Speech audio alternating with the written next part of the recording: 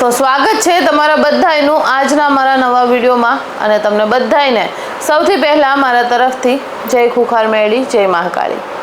તો આજે એક એવા ભુવાજીને હું સામે લઈને આવી છું અને ભુવાજી કહેતા પણ થોડુંક આમ શર્મ આવે એવું છે અને આને ભૂવો તો કહેવાય જ ના, કેમ કે આને લાખો લોકોના વિશ્વાસો સાથે રમ્યો છે। આને એક ઢોંગી કહેવાય અને આની સામે ભલભલા એક્ટ્રેસ પણ પાછા પડે તેવી તેની એક્ટિંગ છે। તે તમે વિડીયોમાં જુઓ તે કઈ રીતે ધૂણે છે અને એના કામ જુઓ એટલા કાળા છે, તે લોકોના જીવનમાંથી અંધકાર કઈ રીતે દૂર કરતો હશે।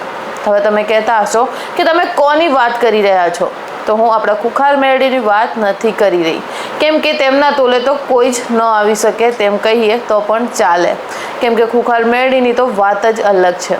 તે આપણને કોઈ જ અંધારામાં ચાલવાના કામ નથી કરાવતા, ત્યાં કોઈ જ લૂંટફાટ નથી ચાલતી, ત્યાં લોકોનું ખૂબ જ ધ્યાન રાખવામાં આવે છે, ત્યાં નાનાથી નાના બાળકોનું લઈ અને વૃદ્ધો સુધીનું ધ્યાન રાખવામાં આવે છે અને ત્યાં સારી એવી સગવડ પણ કરવામાં આવે છે।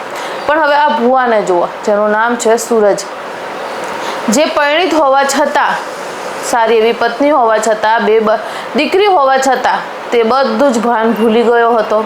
ત્યારબાદ તે એક છોકરી જોડે લિવિંગમાં રહે છે અને તેની જોડે રહેવા માટે તે એક રૂમ પણ રાખે છે અને ત્યાં 8 થી 10 મહિના જેવું તે રહે છે। પણ વચ્ચે વચ્ચે તેને ભાન પડે છે કે આમાં મારું લગ્ન જીવન બગડી રહ્યું છે અને જે છોકરી જોડે તે લિવિંગમાં રહી રહ્યા હતા તેનું નામ હતું ધારા। કોઈ પણ છોકરી હોય, કોઈ પણ સ્ત્રી હોય, તેને નહીં ગમે કે જેની જોડે લિવિંગમાં રહી રહી છે એ બીજી જોડે જાય છે, એ બીજા જોડે પરિણીત છે, તો એ છોકરીને સંબંધ બાંધતા પહેલાં વિચાર કરવો જોઈએ હતો। એને ખબર નહીં, હવે ખબર હતી કે પછી નહીં, પણ તે છોકરી તે ભુવાજી જોડે લિવિંગમાં રહે છે અને વચ્ચે બંને વચ્ચે ખૂબ જ ઝઘડા થવા લાગે છે અને ભુવાજીને પણ રહીને ભાન આવે છે કે આમાં મારું લગ્ન જીવન ખૂબ જ બગડી રહ્યું છે, મારી દીકરીઓ છે, મારી વાઈફ છે।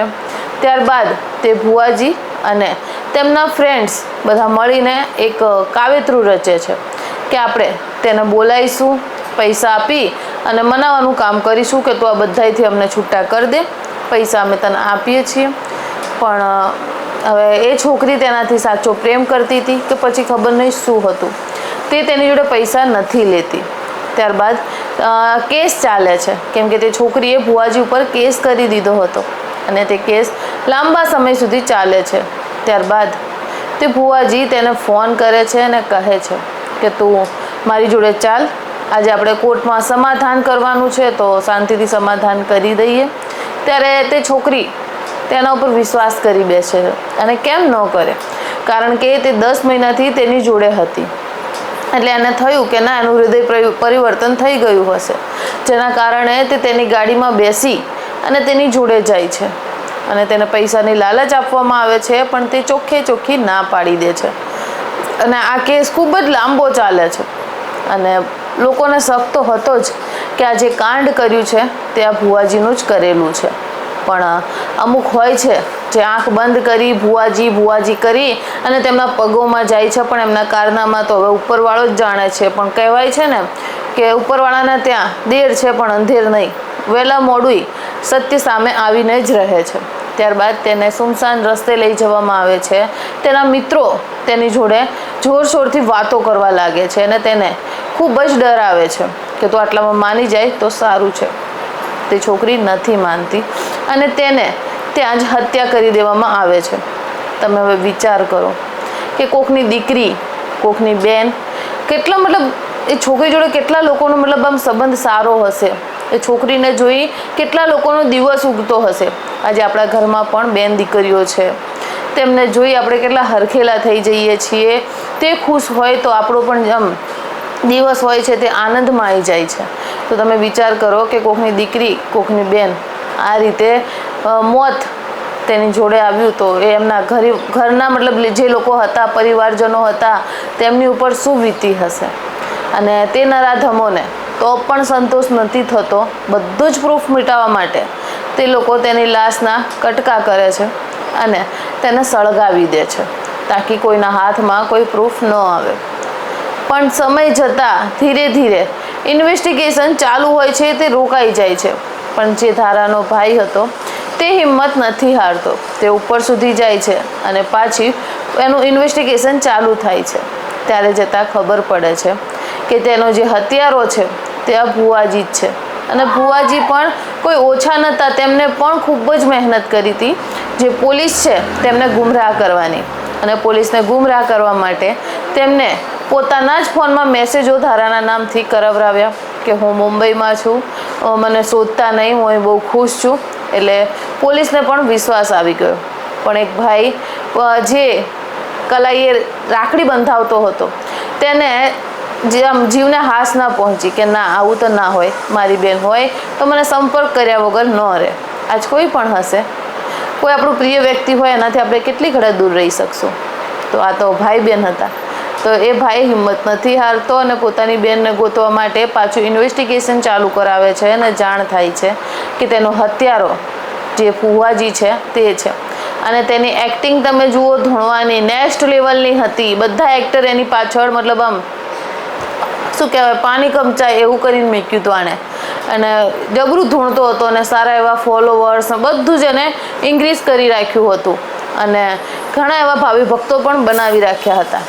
એટલે હું આ વિડીયો તમારા સુધી પહોંચાડવાનો માધ્યમ મારો એટલો જ છે, જે કોઈ બેન દીકરીઓ જોઈ રહી હોય અને કોઈને તમે બોલાવતા હોય કે લાગણી હોય કોઈ જોડે, તો એ લાગણી એટલી પણ ના વધવા દેતા કે તમારા મા બાપ કરતાં પણ તમને એ વધારે પ્રિય થઈ જાય. કેમ કે આપણા જે મા બાપ છે જે કરશે તે સારું જ કરશે.